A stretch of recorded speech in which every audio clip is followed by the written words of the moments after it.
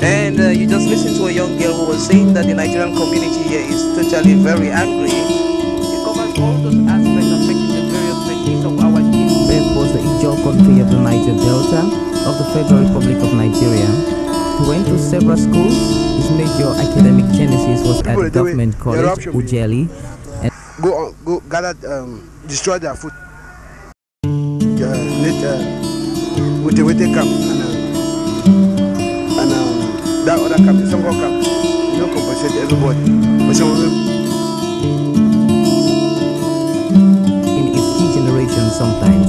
Today our focus will be on the style of J.P. Clark, a poet and writer, and we shall also be very interested in his poem Akbar Dancer. Thank you for talking to people, places and events. In today's program we shall be meeting Mr. Eyabi George. He is a senior researcher on post-harvest fisheries at IRAD, and he's going to be telling us on how useful it is to increase the shelf life of fish in order to preserve it and also to increase the number of people who have access to fish. What can you tell me about post-harvest fisheries in Cameroon? Okay, I would probably want to put a pointer at the fact, probably start with the importance of post-harvest fisheries in economy, employment and food security base. Cameroon is a coastal country with a coastline of say 402 kilometers, with a lot of other opportunities in terms of aquatic ecosystems, rivers, lakes, and of course fish farming activities. And as I started by saying that we are experiencing a serious drop in fish production in the face of increase in demand for fish, and we think that one of the things that we should do is to make a major effort to reduce post-harvest and product quality losses. If you look at the brochure, our primary assignment here, the assignment the government has given us, is to increase fish production from animal protein self-sufficiency and for the conservation and protection of coastal and other aquatic ecosystems. So we, in the post-harvest fisheries sector, we're trying to look at, have identified the critical areas between harvesting and consumption or byproduct development. And at this point, we are trying to look at, what is the technology weakness here, and we'll try to put in the technique and the equipment, and the tool will form the appropriate technology or proposed technology to make a contribution to reducing post-harvest and product quality losses. Yeah, Mr. Eyabi, you've been working here for a long time. Yeah. You're one of the oldest workers, if not the oldest workers here.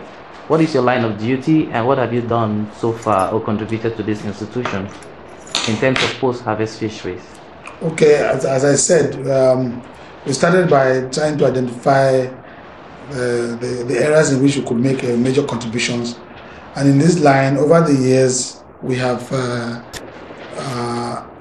developed improved techniques for fish handling at the level of the sea, at the level of the canoe, because collecting the fish from the traditional net into the boat, and we are proud to say that we have designed insulated containers for all sizes to be used by fishermen, so that it is proposed that in the face of the reduced production, the fishermen find it difficult to go to sea, especially those who are using motorized canoes, to come back after 3, 4, 5, 6 hours and with no catch.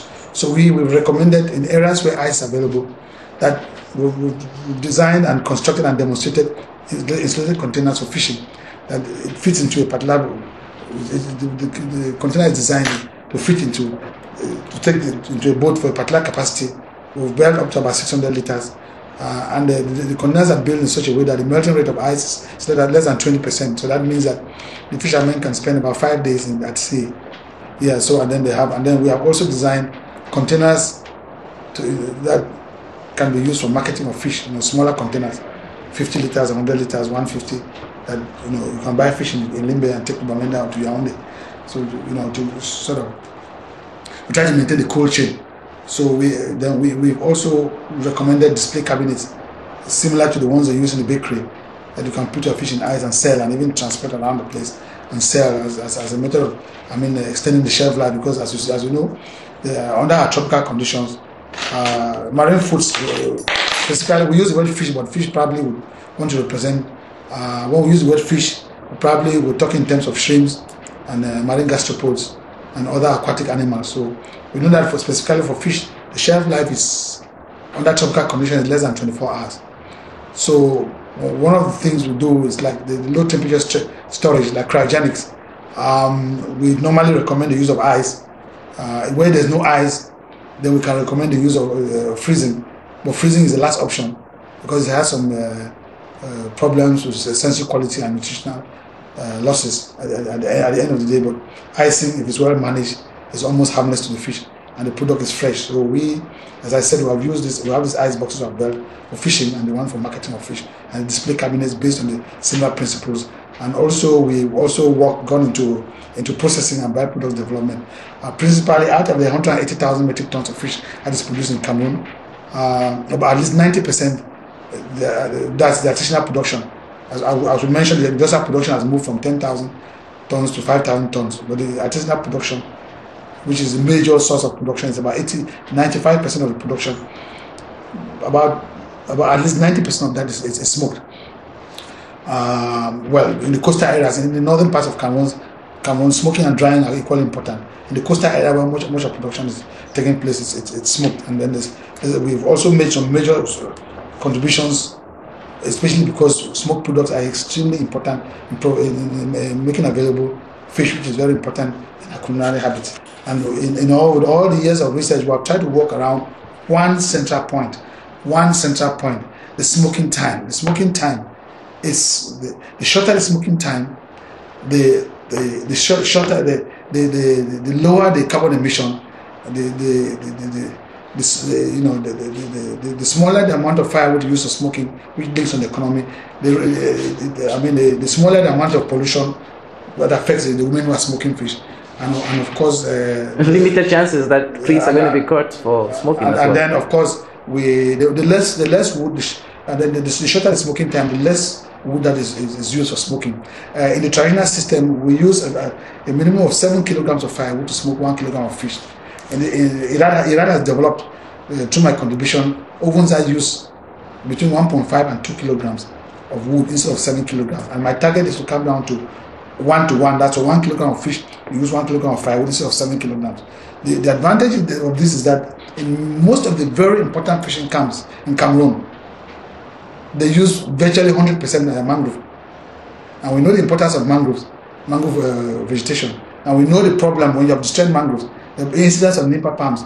That if you look at the experience in many coastal areas, especially in Nigeria, around Badagry, even around the Bakassi area, when you see nipa palms taking over, we have not really mastered the use of nipa palms like it is in Indonesia and other Asian countries. So we are in this scenario that, reducing the amount of firewood for smoking has all these advantages, especially protecting the mangrove forest, which is very important, in reducing coastal erosion, and reducing carbon emission, and also protecting the biodiversity, because the mangrove population is found around the northern zones where the fish come to spawn. So if you cut the mangrove cover, you increase the temperature, you increase the amount of light that gets into water, and then if the water is too hot, the migratory animals will move to other areas. Those sedentary ones like oysters, they will end up dead because they grow on rock surfaces and things. Thank you very much for talking to us. Reducing the smoking hours of fish also helps in the reduction of carbon emissions and also impacts on conservation. Therefore, it is very useful to augment post-harvest technologies in the sector of fisheries in Cameroon and other related sectors. It has been Arrey Ivo. With the camp and that other camp, some more camp, compensate everybody. In its key generation sometimes. Today our focus will be on the style of J.P. Clark, a poet and writer, and we shall also be very interested in his poem Akbo Dancer. Some lives are meaningful. Some are empty. There are lives that are meaningful, with too much meaning and riches to offer humankind.